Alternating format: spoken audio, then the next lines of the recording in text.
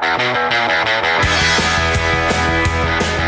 you're on with Get Down to Business. I'm your host, Shalom Klein. Get Down to Business is brought to you by Tandem HR, your solution center. You can find out more about them at tandemhr.com, or you can email them, simplify@tandemhr.com. And we're here in studio with Andrea Storz, talking jobs, talking careers. Andrea, are you seeing any improvement in terms of numbers of people that are contacting you, people that are in transition? Unfortunately, I do not see any notable improvement. People are in desperation taking jobs where 3 months later they're calling me again because it's not the right fit. And I do want to say that finding the right fit for who you are is essential, not only to maintaining a position, but for the happiness that you deserve. And it is so important for somebody in transition not to get desperate, because desperate people, nobody wants to talk to a desperate person. People want to network and people want to have conversations, and there are opportunities that are out there, but the way to find it, as you were saying, is networking, but networking effectively and making as much of the conversation about the other person. Right. That's exactly it. If you go up to your Uncle Joe with a sad face saying, Uncle Joe, I'm unemployed. I know you have a big company. Can't you find something for me? Uncle Joe will look at you. First of all, he'll probably want to slap you. And he probably feels very uncomfortable because maybe he doesn't have something available in his company. But if you go to Uncle Joe and tell him how impressed you are, you never knew what he did, and you took the time to research who he is and what business he owns, and that you would appreciate his input on your situation, it's very different. Schmooze. Make it about the other person. Make the other person feel like a mentor, like someone whose opinion you so value that you would like some time with them. And the rumors that people talk about the automated tracking systems for resumes, is that true? It's very true. All Fortune 100 companies do use an ATS. The hiring manager, who is usually about 15 years old, will ask for the first, let's say, 20 resumes that have gone through the tracking system. Well, if your resume happens to be 21, guess what? Not a go. You will not be read. And people are very upset when they do not get responses from businesses. It's not that they don't like you. It's because they don't even know who you are. They've never seen your resume. So how can they respond? So the key is get past that system by networking your way into companies. So Andrea, what resources can you recommend for folks that want to volunteer, as we were saying before, that want to network? Where can people look? Look in your own backyard. I mean, I know it sounds overly simple, and I don't mean to be cavalier about this because it's a serious problem.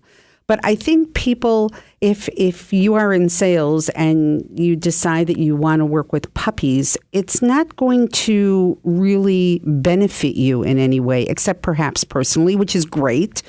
But if you want to volunteer in order to keep current, you have to look in your own backyard. Talk to people who are in your industry. Don't make them uncomfortable. Ask for their input. Ask them for advice. People love when you ask them for advice. So I keep saying this. Shalom keeps saying this. It's our mantra. Make it about the other person, and you will get the information that you need. Set up a schedule so that you don't leave time open to get down, to go into that dark place. Volunteering is paramount, but also the networking events, of which Shalom, as you all probably know, has multitude of events. Go. Just go. Even if you're uncomfortable with that situation, practice at home. Practice your spiel. Who are you? And we're not talking about a 15-minute spiel. You're not that important or interesting. Just tell people who you are. That's it. And the networking events really, really do pay off.